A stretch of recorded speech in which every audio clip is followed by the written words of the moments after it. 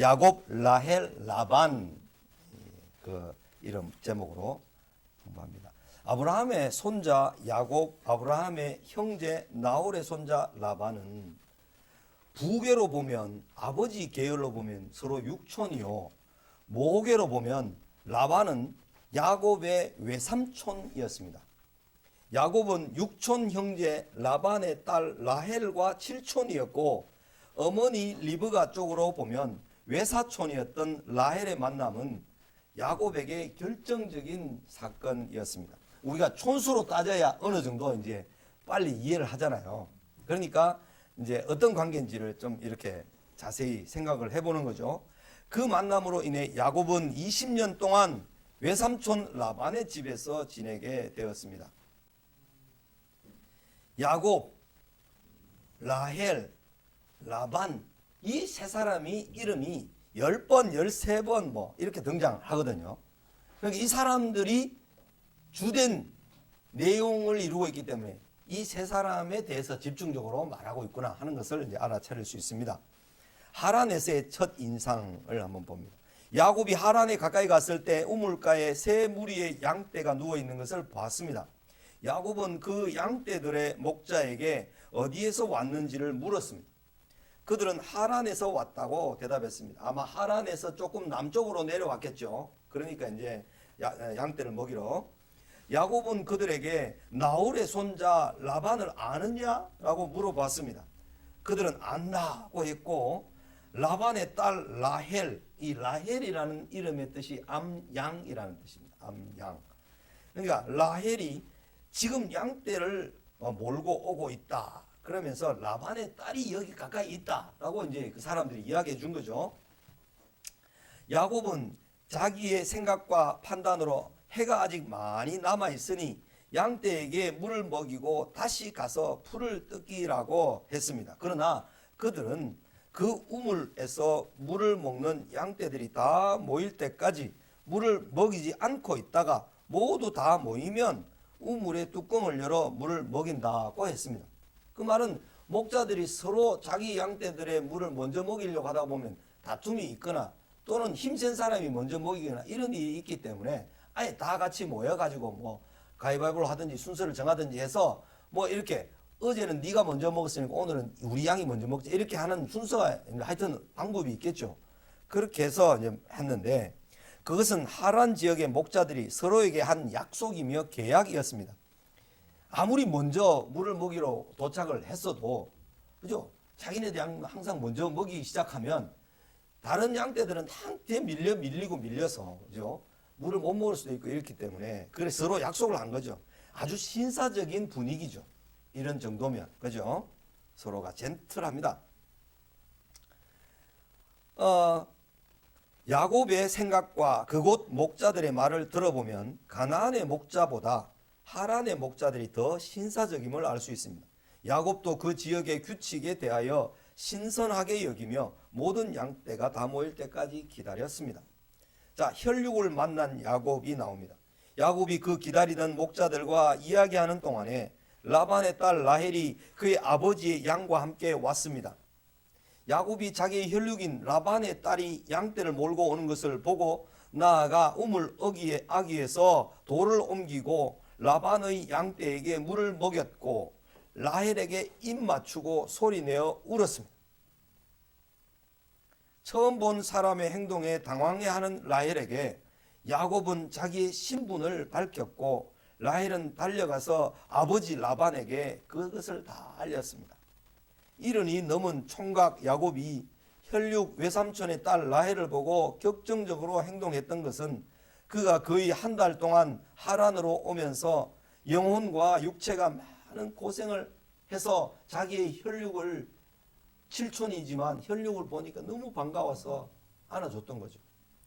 야곱은 그곳 목자들의 규칙도 무시한 채 외삼촌 라반의 양떼가 왔을 때 우물 입구에서 즉각 돌을 옮기고 양떼에게 물을 먹였습니다. 이런 행동들은 혈육 만난 것이 야곱에게 얼마나 큰 기쁨이었는가를 알게 해줍니다.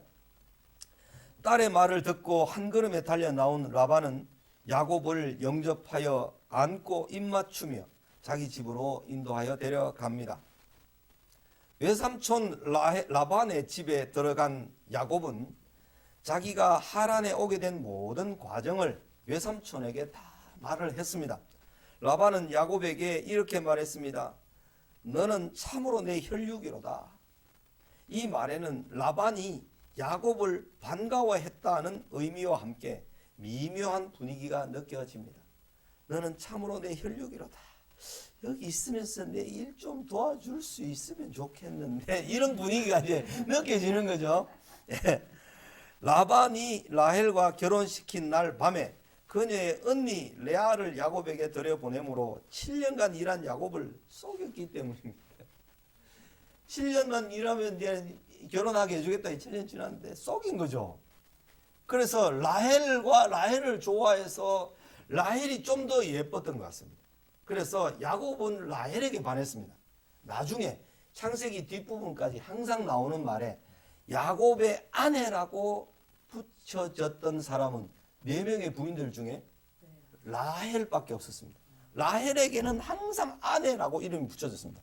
레아 언니에게는 아내라는 이름이 붙이지 않습니다.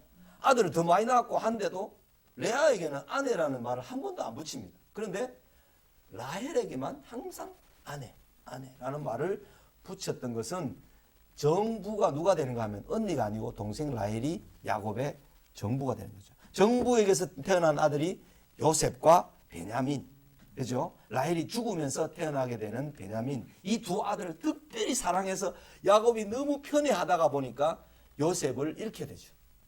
형들의 시기에 의해서.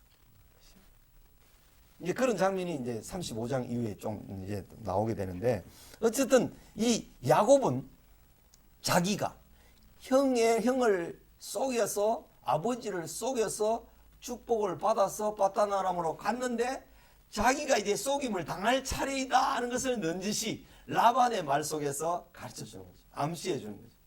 그래서 라반으로부터 속임을 받습니다. 그래서 7년간 일했는데, 예?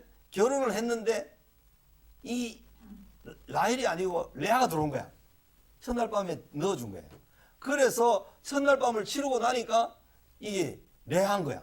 그래서 그 다음에 7년간 더 일해라 하면서 그 일주일 있다가 라헬을 결혼시켜서 이제 넣어주면서 라헬과 함께 있게 해주면서 이제 두 사람이 다 정식으로 결혼을 하게 됐는데 7년간 더 일을 하게 되는 거죠.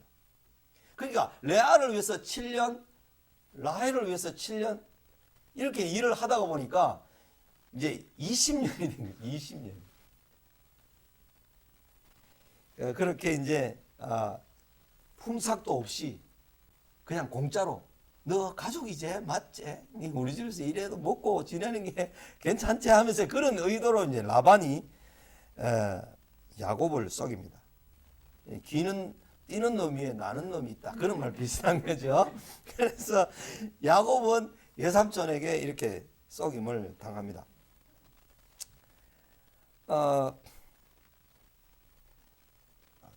어디입니까?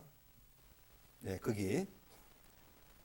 그곳 목자들의 규칙도 무시한 채 외삼촌 라반의 양떼를 먹였죠.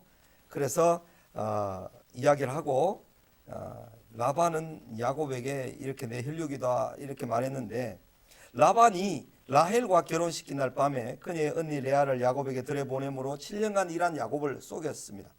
네가 아버지를 속였느냐? 나도 잘 속이는 사람인데 우리 서로 비슷하네 라는 뜻으로 너는 참으로 내 혈육이로다 라고 말했을 수도 있다고 상상하는 것은 지나친 비약은 아닐 수 있습니다.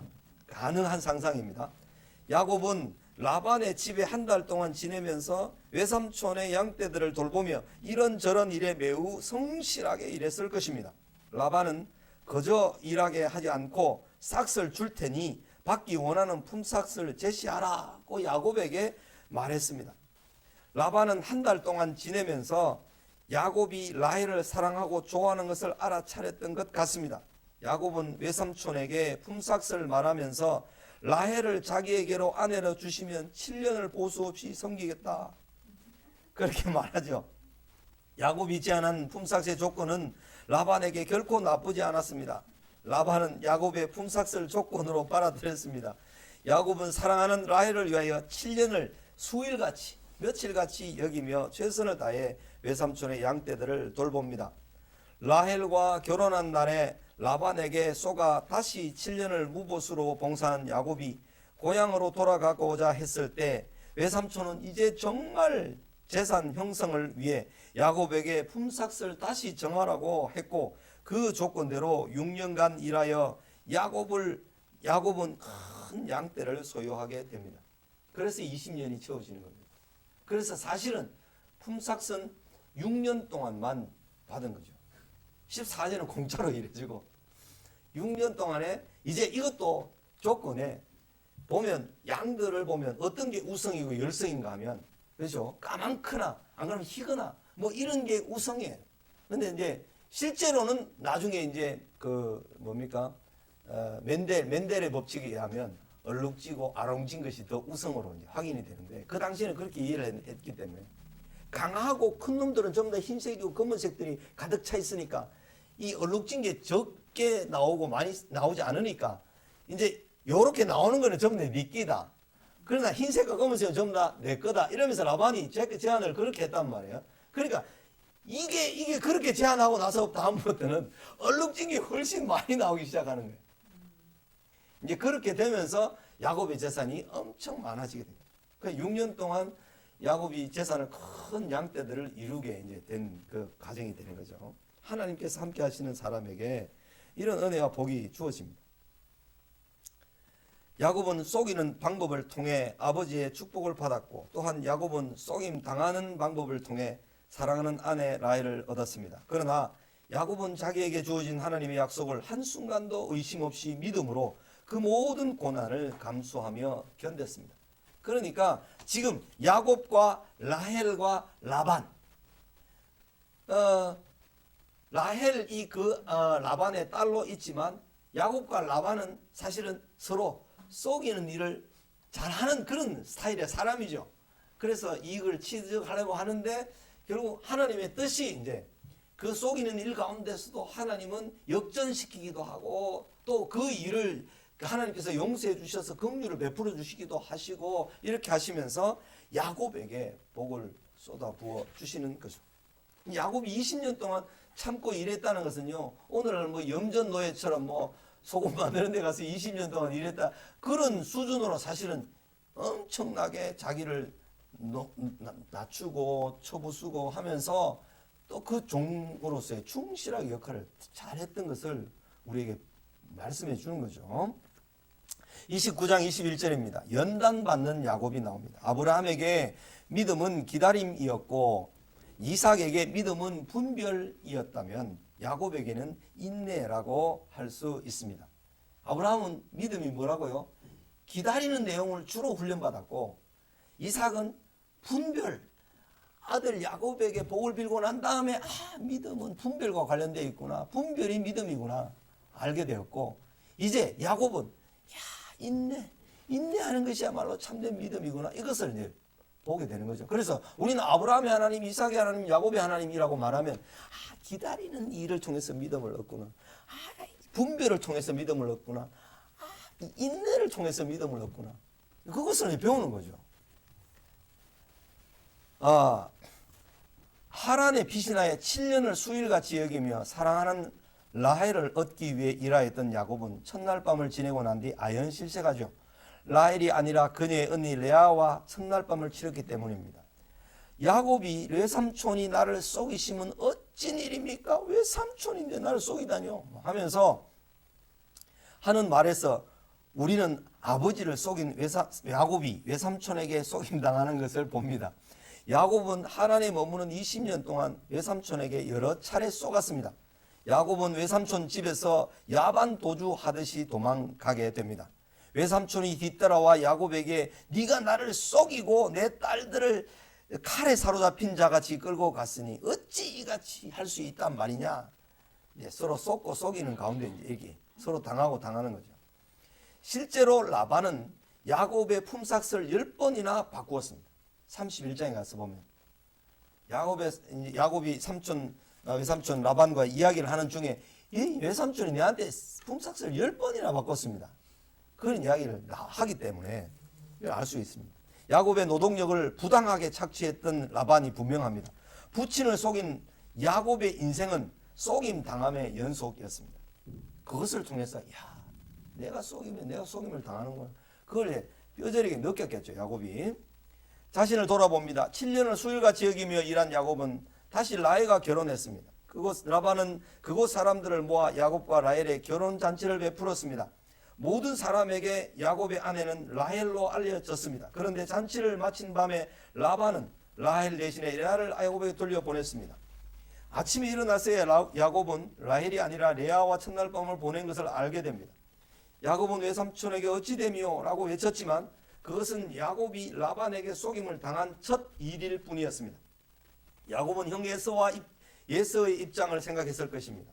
라반은 언니보다 아우를 먼저 주는 것은 우리 지방에서 하지 아니하는 반이라고 말하면서 잔치 7일이 다 지나고 나면 라헬도 주겠다고 하면서 라반은 네가 또 나를 7년 동안 섬길지니라. 나 두껍다. 7년 동안 무보수로 일하게가 이제 딸을 주겠다고 했는데 그것도 속여가 큰 딸 주고 둘째 딸 주면서 또 7년을 공짜로 일해라. 그죠? 해도 너무하는 일. 다시 7년 동안 일해야 했을 때 가나안 땅으로 언제 돌아가지라는 생각을 했을 것입니다. 내 나이 80인데 그런 생각을 안 했겠습니까? 야곱은 외삼촌에게 속임을 당하면서 지난날 자신을 돌아봤을 것입니다. 야곱은 사랑했던 라헬을 얻기 위해서 무려 14년을 일하게 된 것입니다. 그러나 봉사한 그 기간은 야곱에게 잃어버린 시간은 아니었습니다. 11명의 자녀들이 태어났기 때문입니다. 나중에 베냐민 12번째 아들은 가나안 땅에 들어가서 베델 근방에 갔을 때 이제 낳게 됩니다. 어디입니까? 베들레헴이죠. 베들레헴 가기 전에 그때 이제 태어나게 되는데 11명의 아들을 얻고 이제 돌아오게 되는 거죠. 야곱은 레아보다 라헬을 사랑했기 때문에 라헬과 지내는 시간이 더 많았습니다. 일주일 간격을 두고 언니 동생과 결혼했지만 야곱이 사랑했던 라헬에게는 아이가 없고 레아에게서 아이가 태어나기 시작합니다. 그러니까 사랑을 더 많이 받는 라헬은 아이가 없고 사랑을 받지 않고 얼떨결에 그죠? 아내가 된 레아에게는 아들이 둥둥 태어나는 거예요. 이제. 그런 상황이 되는 겁니다.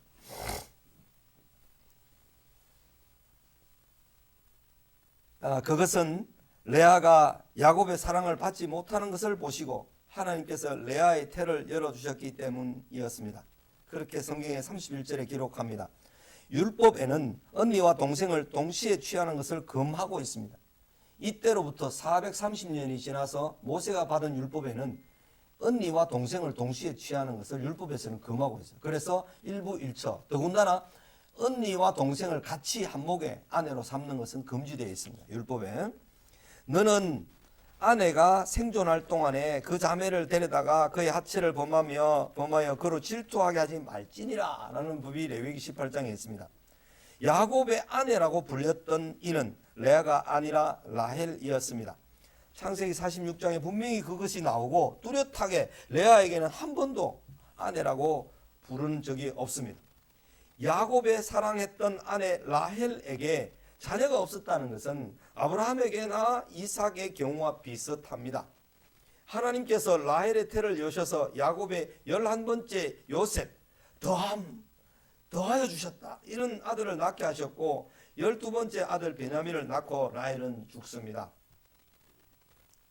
라헬의 아들이 아니라 레아의 아들 유다를 통해 야곱의 혈통이 예수 그리스도에게까지 이어졌습니다. 그러나 라헬이 낳은 요셉에게 하나님의 계시가 주어졌고 꿈을 꿨죠. 그죠? 그 꿈의 계시가 주어졌고 요셉이 애굽의 총리가 되어 극심한 흉년에 야곱의 가족들이 구원을 얻습니다.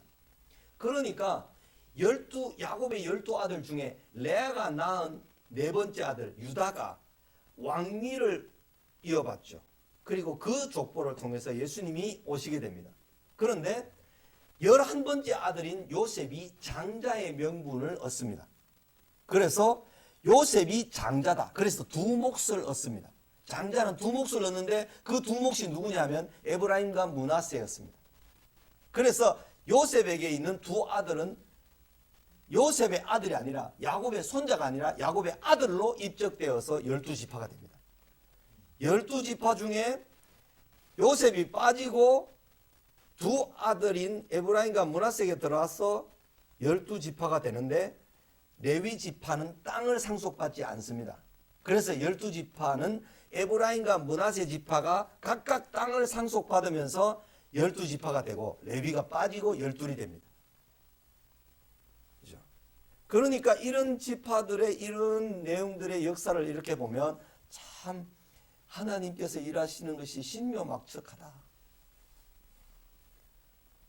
역대상 5장 1절에 보면 장자의 명분은 요셉에게 있으니라. 그 표현이 분명히 나옵니다. 그래서 요셉에게는 두 몫의 몫이 주어지죠.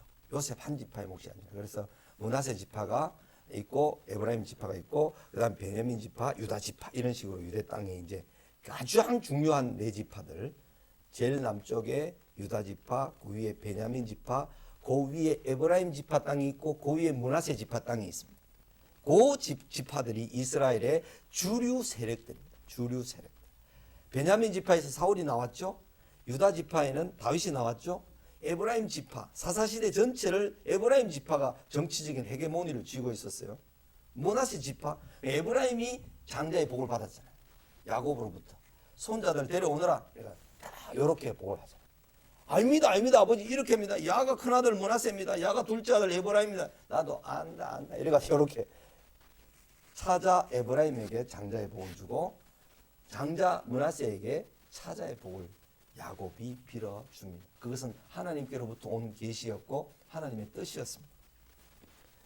이제 그렇게 12아들 중에 라헬이 낳은 요셉이 장자고 12아들 중에 레아가 낳은 유다가 왕권 호를 가지는 거죠. 규를 가지는 거죠. 그런 의미로 12아들이 위치하고 있습니다. 자, 이제 모든 것을 참고 견딘 야곱. 믿음이라는 것이 견디고 인내하는 것이로구나 하는 것을 야곱을 통해서 배우는데요. 서로 경쟁하는 아내 넷, 항상 속여 야곱을 통해 덕을 보려고 했던 외삼촌과 함께한 20년의 처가살이는 야곱에게 쉬운 일이 아니었습니다. 그렇죠. 옛날에 뭐 뒷간과 뭐 처가는 멀리 있을수록 좋다 이런 말도 우리나라에 있는데, 야, 처가살이 하는 게 이게 보통 힘든 일이 아니네. 뭐 난 남는 게 뭐지? 뭐 이런 생각을 할 수도 있는데, 야곱은 그 네 아내들을 통해서 아이 낳기 경쟁하듯이 하는 그 모든 시간들, 외삼촌 라반과의 그 모든 시간들 다 참아냅니다. 믿음으로, 믿음의 의미는 참아내는 데 있다. 견딤에 있다. 이걸 보여주는 거죠. 14년을 그렇게 견뎠고 품삯을 10번이나 바꾸면서 야곱의 마음을 괴롭혔던 라반을 다 참아냈습니다. 레아와 라헬 사이에 있던 아기 낳기 경쟁의 질투와 시기들도 견뎌냈습니다. 번성하게 해주시겠다는 하나님의 약속을 가장 가진 사람이었기 때문에 대충 살아도 하나님께서 책임지신다는 생각은 아브라함과 이삭과 야곱의 생애에서 볼 때 엉터리입니다. 엉터리. 그것은 거짓말입니다. 하나님 나를 택하셨기 때문에 내가 아무렇게 살아도 하나님께서 나를 절대로 버리지 않을 거야. 나가 뭐 엉뚱한 짓을 해도 하나님 내게 복 주실 수밖에 없을 거야. 이렇게 말하는 것은 아주 하나님을 만홀히 여기는 거죠. 그죠? 아브라함과 이삭과 야곱이 그렇게 안 살았거든요. 최선을 다해 살았단 말이에요. 자기의 집을 세우기 위한 하란에서의 마지막 6년뿐만 아니라 20년 동안에 야곱은 자기가 할 수 있는 모든 일에 최선을 다했습니다. 하나님께서 야곱에게 소유를 크게 더하셨고 그 아내들도 모두 야곱과 함께 아버지 라반의 집을 떠나고 싶도록 만들어 놨습니다. 아버지 집을 떠나야 되겠다라고 싶은 생각이 딸들에게 많이 들게 되는 것은 남편에 대한 것, 그리고 아버지가 거짓말을 너무 해서 그게 싫다 이런 것도 이제 있겠죠. 그러니까 이제 아버지한테 정식으로 신고하고 딱 아버지한테 인사하고 떠난 게 아니라 양모기로 가서 이제 자녀들 다 데리고 가겠다 해가지고 양모기로 떠나가지고 그 길로 계속 내려가는 거예요. 남쪽으로. 그래서 이제 외삼촌 라반이 딸들 찾으러 막 옵니다.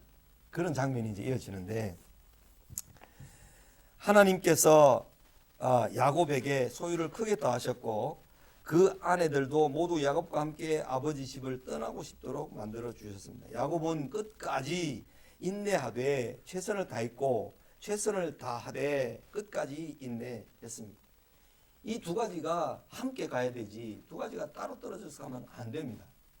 우리가 신앙생활에 두 개 재료가 있다고 해요. 신앙생활에 이 양대 재료. 하나는 이게 지우고 아까 지워놨어야 되는데, 이 하고 나면요, 수업을 하고 나면 쉬는 시간에 마치고 나면 학생들이 지어놔야 되는데 제가 안 지어도 알겠죠? 이 신앙생활의 두 가지 재료는 하나는 말씀이고 하나는 믿음입니다. 사람이 떡으로만 살 것이 아니요 하나님의 입으로부터 나오는 모든 말씀으로 말미암아 살리라 그랬습니다. 마태복음 4장 4절, 신명기 8장 3절에. 그 다음에 믿음, 나의 의인은 오직 믿음으로 말미암아 살리라 이랬습니다. 이 살리라는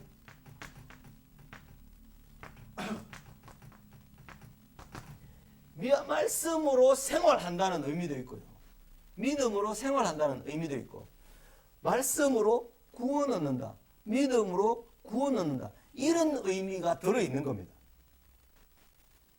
여기에 뭐가 들어있다고요? 두 가지. 생활. 하나는 구원과 관련되어 있어요. 구원과.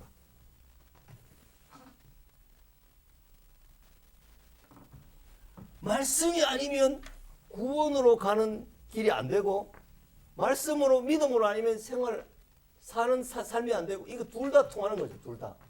그죠? 일로도 통하고 일로도 통하고 일로도 통하고 일로도 통하는 거죠. 그래서 이 삶의, 그리스도인의 삶의 양대 재료인 믿음은 들음에서 나고 들음은 하나님 말씀으로부터 말미암는 것이기 때문에 이 두 가지는 서로 뗄래야 뗄 수가 없는 거죠. 동전의 앞뒷면과 같은 거예요. 말씀이 없으면 믿음이 없고, 믿음이 생기지 않으면 말씀을 읽어도 무슨 의미인지 몰라요. 그리스도인의 삶의 가장 중요한 양대 재료가 이 두 가지란 말이에요. 그게 구원의 길이고 그것이 그것으로 생활해야 되는 방편이란 말이죠. 재료단 말이죠. 이걸 떠나서는 그 성도들의 삶이 있을 수가 없는 거죠. 이게 안 되면, 어느 것이 하나라도 결여되면, 동전 뒷면이 다 밀려 있거나 화폐가 뒷면이 없다, 가짜예요. 쓸 수가 없어요. 안 받아줘. 그 다음에 오늘 여기에서 넘어가서 다음 장으로 넘어갑니다. 창세기 30장 1절에서 24절까지 또 봅니다. 야곱의 12아들 어떻게 태어났는가. 아내 한 명과 살아도 힘들 때가 많습니다. 남편 한 명과 살아도 힘들 때가 많습니다. 그죠? 마찬가지죠. 그런데 아내 넷 혹은 남편 넷을 데리고 산다고 생각해 보십시오. 야곱은 그 어려움이 얼마나 극심했겠습니까? 사랑하는 아내 라헬은 아이가 없고, 그 언니 야곱이 사랑하는 사람이 아닌 레아에게는 네 아이가 계속해서 태어났습니다. 급기야 라헬은 자기의 종 빌하를 남편에게 들여보내서, 옛날에 자기 할아버지 그 할머니 누굽니까 사라가 하가를 남편에게 들여보내서 이스마엘을 얻으려고 했던 그건 비슷하게 이제 또 합니다. 참 쉽지 않았던 것 같아요. 거기에 덩달아 언니 레아도 자기의 종 실바를 야곱에게 들여보내 아들 낳습니다. 마치 아들 낳기 경쟁하듯이 이렇게 합니다. 시기와 질투로 가득한 자매의 아이 낳기 경쟁입니다. 야곱의 아들 10명이 태어났습니다. 그리고 난 뒤에야 하나님께서 라헬을 생각하사 그의 소원을 들으시고 태를 열어주셨고 11번째 아들 요셉이 태어났습니다. 10명의 아들이 태어나고 났어야 라헬의 태를 여셨어. 하나님 참 인간의 인내를 얼마나 요구하시는가, 야곱의 인내를 얼마나 요구하시는가를 알 수가 있습니다. 근데 딸이 있을 거 아니에요? 딸 있죠. 딸을 안 썼네. 딸은 여기 안 나오는데 나중에 디나라는 딸이 있어서 그 애가 창세기 34장에 가면 세겜에서 강간을 당하는 장면이 나오는데, 딸들은 이름이 다 기록되지 않습니다. 딸들이 있었을 겁니다. 디나가 있어서 디나에 대한 사건이 있어서 이제 그걸 기록하지만, 그죠? 예. 자매 간의 경쟁이 얼마나 심각했을까? 한참 후에 라헬이 가나안 베들레헴에서 12남 베냐민을 낳고 죽죠. 라헬의 심정에 힘들었을 야곱. 충분히 짐작합니다. 사랑받지도 못한 언니 레아가 르우벤, 시몬, 레위, 유다 이 차례대로 4명이 쫙 태어납니다. 그 요셉으로 봐서는 엄청난 큰 나이가 많은 형님들이죠. 그죠? 야곱에게 가장 사랑을 받았던 라헬의 마음이 어떠했을까? 라헬가 더 많이 살았단 말이에요. 야곱보다, 레아보다. 그런데도 라헬에게는 아이가 없고, 아이가 없다는 것 때문에 막 합한 채를 팔리 사니 하면서 서로 경쟁을 하듯이 했던 이때에 야곱의 마음은 얼마나 힘들었겠습니까? 그녀의 마음, 그죠? 라헬의 마음을 1절에서 표현하고 있는데, 그의 언니를 시기하여 야곱에게 이르되 내게 자식을 낳게 하라. 그러지 않으면 내가 죽어버리겠다. 이야, 막 남편에게 책임을 돌리면서 내한테 애를 낳게 해라. 왜 안 낳아주나 막. 야, 같이 안 지내고 안 잔 것도 아닌데 참 이렇게 막 질투를 하는 거죠. 이 한마디는 야곱에 대한 라헬의 요구와 잔소리가 얼마나 심했는지 충분히 짐작할 수 있게 해줍니다. 처음에는 야곱이 라헬을 위로하며 달랬을 것입니다. 그러나 죽어버리겠다는 말을 들은 야곱은 그대를 임신하지 못하게 하시는 이는 하나님이시니 내가 하나님을 대신하겠느냐라고 성을 냅니다. 그렇죠. 내가 할 수 있는 일이 아니지 않느냐. 내 여종 빌라에게로 들어가라. 그가 아들 낳아 내 무릎에 두리니 나도 그로 말미암아 자식을 얻겠노라. 는 라헬의 말은 그 마음을 짐작하게 해주는 거죠. 첩을 들여서라도 첩이 낳은 아들이라도 내가 내 아들 삼아서 하고 싶다. 그런 이야기죠. 아브라함에게 자기의 여종 하갈을 들여보내 이스마엘을 낳았던 사라처럼 라헬은 자기의 여종 빌라를 야곱에게 첩으로 넣어 주었습니다. 그렇게 함으로 야곱의 5번째 아들 단이 태어납니다. 내 억울함을 푸셨다. 이렇게 이제 단이 태어나서 나중에 단이 내 억울함을 풀기 위해서 단이 아주 그 나쁜 짓을 합니다. 단이 야곱에게 받았던 축복을 보면 그 주인을 말발굽을 물어서 떨어지게 하는 독사로다, 뱀이로다 이렇게 말합니다. 단지파는요 이렇게 사사기에 가서 보면 단지파가 다른 지파에게 가서 잘 살고 있는 한 가정집의 제사장 거기에 세우는 우상 이런 걸 빼앗아 가지고 병력 600명을 데리고 와서 한 가정에 부자집 가정에 가서 그 제사장과 그 우상과 그런 걸 다 빼앗아 가지고 도망가 버립니다.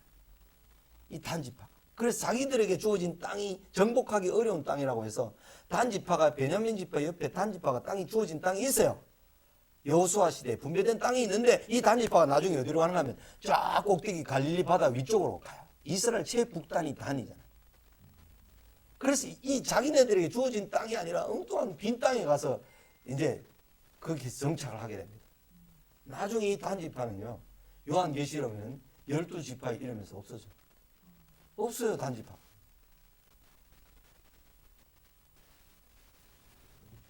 그런 것을 보면 이게 참 신기한 노릇이다. 이 참 신비한 일이다. 하나님께서 행하시는 일은 이렇게 이제 볼 수 있는데 이 단의 이름이 내 억울함을 푸셨다. 단지파는 늘 억울한 심정으로 살게 되는 그런 아들이 되고 맙니다. 6번째 아들 납달리. 내가 언니와 크게 경쟁해서 이겼다. 이런 이름으로 납달리 주어집니다. 이 납달리는 나중에 스불론과 납달리 지파 갈릴리 왼편에 있는 그 스불론과 납달리 지파의 땅인데 거기서 무슨 선한 것이 나겠느냐? 갈릴리에서 무슨 선한 것이 나겠느냐라고 나다나엘이 말했는 것을 보면 이 유다 지파의 사람들의 입장에서 우리가 본토백이고 우리가 주류고 너희들 그 시골떡이 촌에서 무슨 선한 것이 나겠느냐 이런 무시와 괄시를 받았던 것이 갈릴리 사람들입니다. 예, 야곱이 아니라 언니와 동생이 서로 경쟁하고 질투하면서 아이들의 이름을 지었습니다. 아들 얻기 경쟁. 자식이 없었던 라헬이 종을 통해서라도 아들 얻기를 원했던 그 마음을 우리는 10분 이해가 됩니다. 그러나 아들 넷을 가진 레아도 동생과 경쟁하기 위해 자기 여종 실바를 야곱에게 들여보내 아들을 낳게 했습니다. 야곱이 힘들었겠다 생각이 듭니다. 실바가 야곱에게서 아들을 둘을 낳았을 때도 레아가 복되도다는 뜻의 갓, 야곱의 칠남입니다. 낳은 순서를 보십시오. 4명이 레아에게서 태어나고 그 다음에 라헬의 종 실바에게서 2명이 태어납니다. 빌하에게서. 그 다음에 다시 레아의 종에게서 또 2명이 실바에게서 태어나는 장면입니다. 거기 보면 칠남이 레아의 종 실바가 낳은 아들입니다. 모든 딸들이 나를 기쁜 자라 하리로다 하면서 기쁨이라는 뜻으로 이 복되도다, 기쁨이라는 뜻으로 아셀이라고 이름을 지어줬습니다. 8남입니다. 이야, 그리고 난 다음에 다시 레아에게서 9남 10남이 태어나고 그 다음에 11남이 요셉, 라헬 사이에, 야곱과 라헬 사이에 요셉이 태어나게 됩니다. 그러니까 언니가 4명 낳았죠. 동생의 종이 2명 낳았죠. 언니의 종이 또 2명 낳았죠. 언니에게 6명이에요.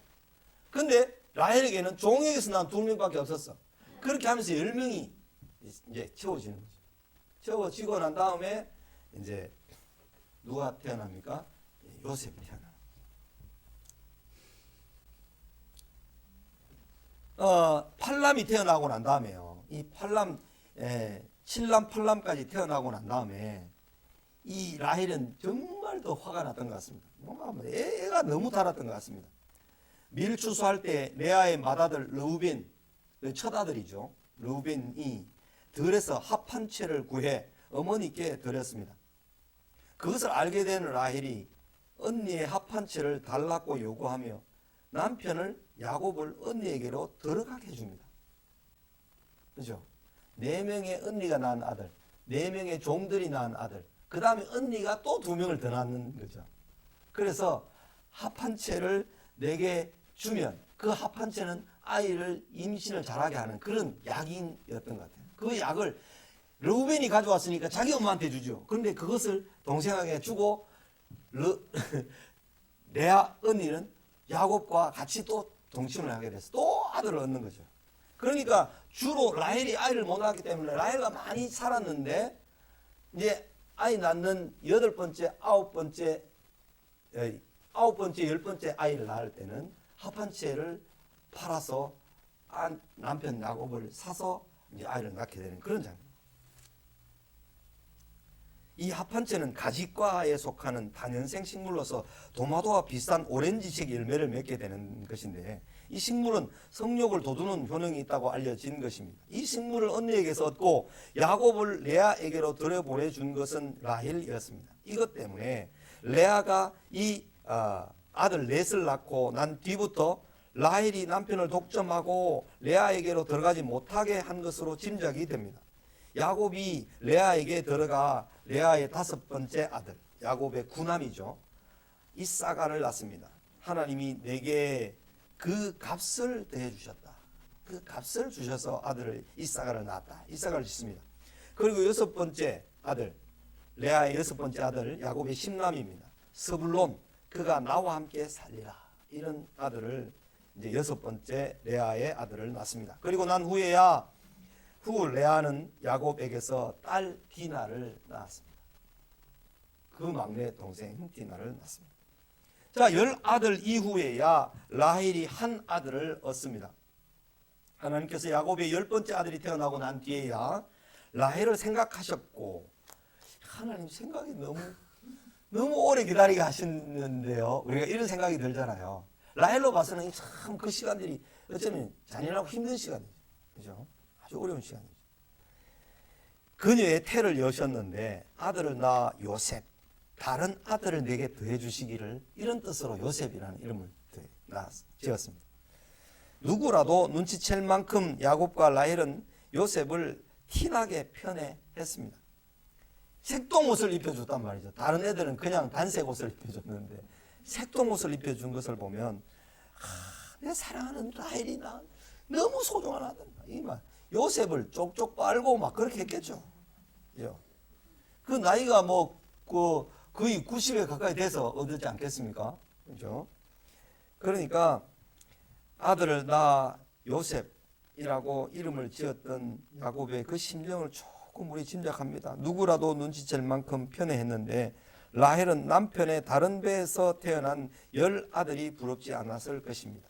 언니와 라헬은 아들 낳기 경쟁을 했지만 그 일에 대한 후대의 해석은 이스라엘 집을 세운 라헬과 레아 두 사람이라고 했습니다. 룻기서에 그렇게 나와 있습니다.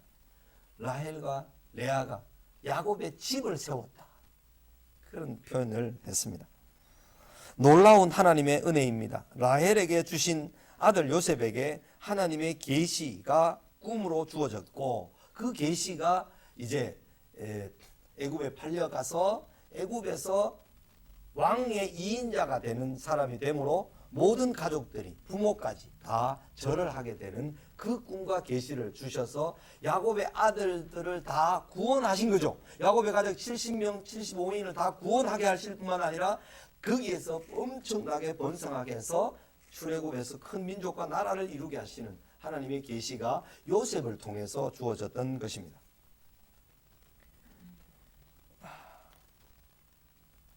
라헬이 죽으며 낳은 베냐민은 남북 이스라엘이 나뉠 때 다윗 왕조 유다의 끝까지 남아 혈통이 보존됩니다.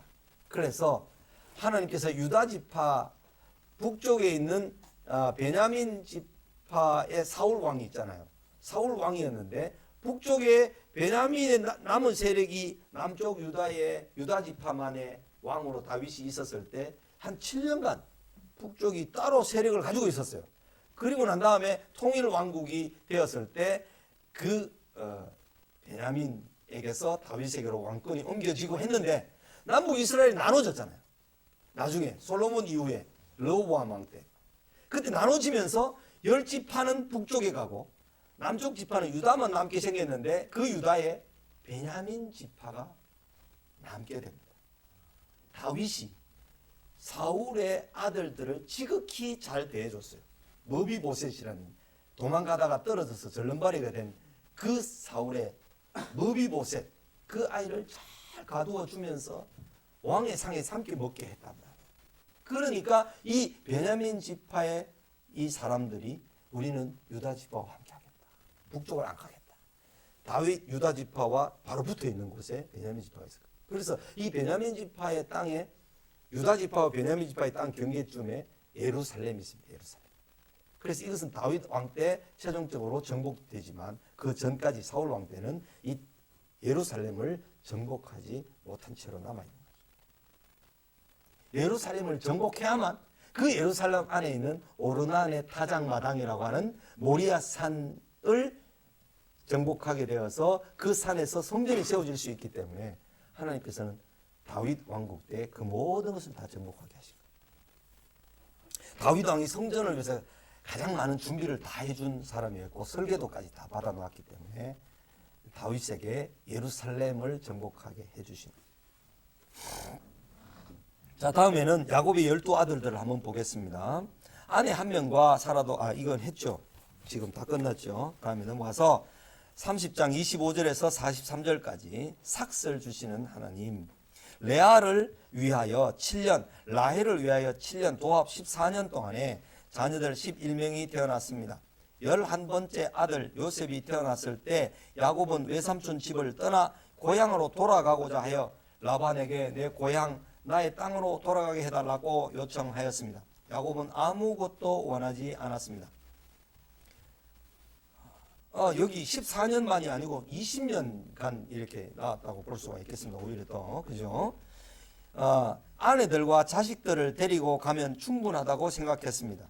14년 맞네요. 야곱이 외삼촌 라반에게 한 일은 매우 잘 알고 있었습니다. 야곱은 그만큼 신실하게 외삼촌의 종처럼 열심히 최선을 다해 섬겼습니다. 외삼촌이 아시나이다 라는 말은 외삼촌에게 결코 부끄럽게 대충 살지 않았다는 뜻입니다. 외삼촌 라반은 악독한 사람인 것 같습니다. 딸 둘을 결혼시키면서 사위를 14년 동안 무임금 노동을 시켜 그 모든 부를 취하였기 때문입니다. 라반은 야곱이 어떤 사람인지를 너무나 잘 알고 있습니다. 여호와께서 너로 말미암아 내게 복을 주신 줄을 내가 깨달았노니 라고 하는 말이 라반이 야곱이 어떤 사람인지를 깨달은 증거입니다.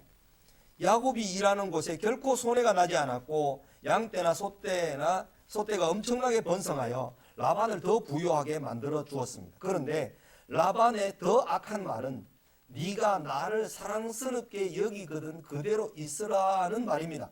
무임금으로 14년 동안 종처럼 부린 야곱이 라반을 사랑스럽게 여길 수 있었겠습니까? 상식적으로도 말이 안 되는 염치 없는 라반의 말입니다.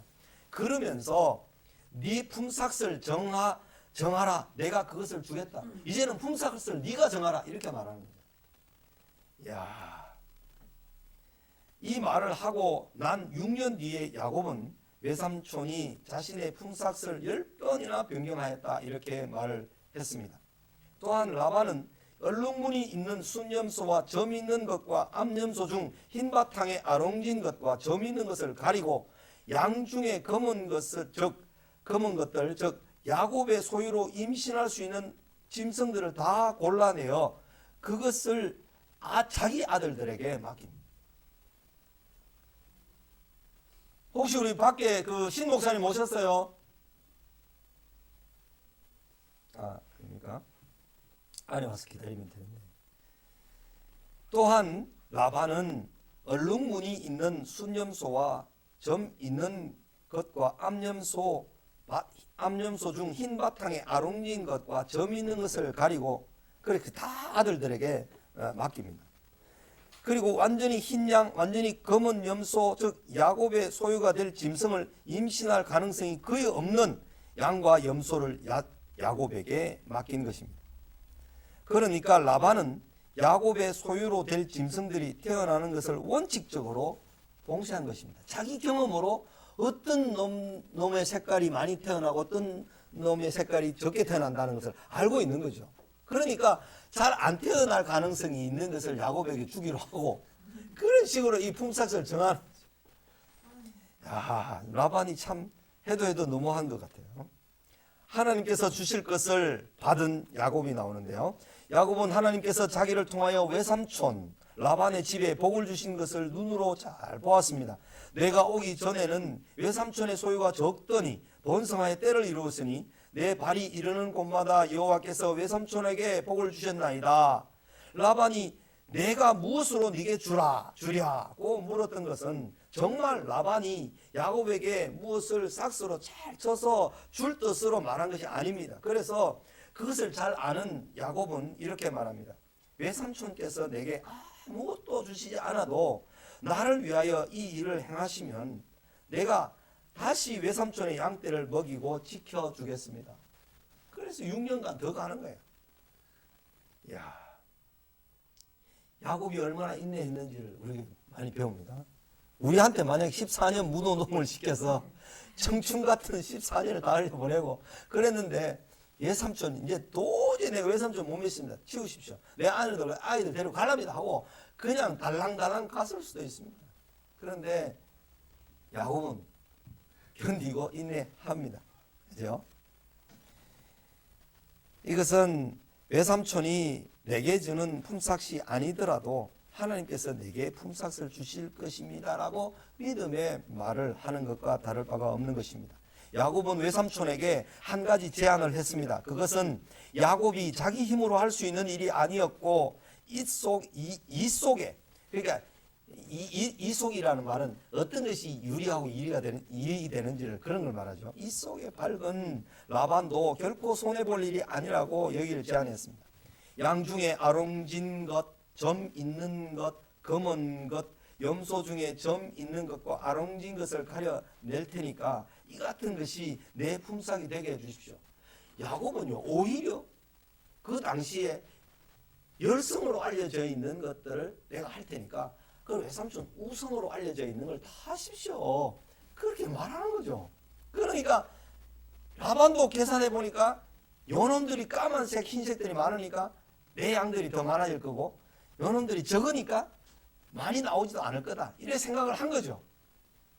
그리고 이제 또 양떼를 그러면 좋다 하면서 라반이 절대로 손해볼 일을 안 하면서 야곱에게 그 일을 맡기는 거죠. 좋다 하면서 계약을 한 거죠. 이렇게 명명백백하게 하면 야곱이 라반의 것을 빼앗거나 도둑질했다는 오해를 받지 않을 수 있습니다. 라반이 또 어떤 꼼수를 부려서 야곱의 것을 자기 것으로 주장할 가능성을 야곱이 차단했던 것입니다. 라반은 야곱에게 속한 짐승이 하나도 태어나길 원치 않았으므로 당시 야곱이 조건으로 내건 양과 염소를 자기 아들들에게 맡겨 그들의 아들들이 그 얼룩진 것들이 얼룩진 새끼를 낳지 못하도록 하였고 사흘 길이나 멀리 떨어져서 아들들에게 그 단색의 양들을 다 맡겨놓았다. 야곱에게 주신 하나님의 지혜를 한번 보십시오. 세상의 사람들이 아무리 성도들을 못살게 굴어도 하나님께서는 그들에게 은혜를 베푸십니다. 야곱은 그것을 온전히 믿었습니다.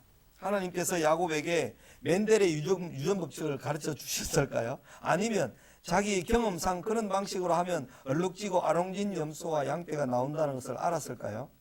야곱 또한 자기에게 주어진 지혜를 따라 최선을 다해서 얼룩지고 아롱진 것과 검은색 양을 낳도록 힘썼습니다.